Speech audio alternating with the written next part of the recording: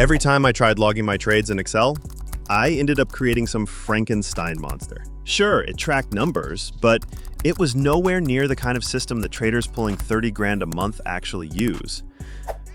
And there's one tiny feature I built into my system that completely flipped how I trade. Then I had a moment of clarity. Tracking P&L? That's only 20% of the game. I wanted a knowledge base. I wanted to see exactly which setups made me money and which just looked pretty until they blew up my account. Because for me, trading isn't random shots in the dark. It's about building a system that keeps me evolving without burning thousands testing the same ideas again and again. So in this video, I'll show you how I built a trading knowledge base in Notion that actually lets me grow as a trader, instead of forgetting the lessons I paid for. Stick around, because once you see that feature, you'll never want to trade blind again. Most traders don't even realize how much clarity they're missing, but once you see this in action, you can't unsee it. Let's walk through the whole thing. First, the trade log. This is where everything goes. Entries, exits, screenshots, emotions, notes, outcome, all in one view. But the secret's not in just tracking. It's in how you review, tag, and analyze over time.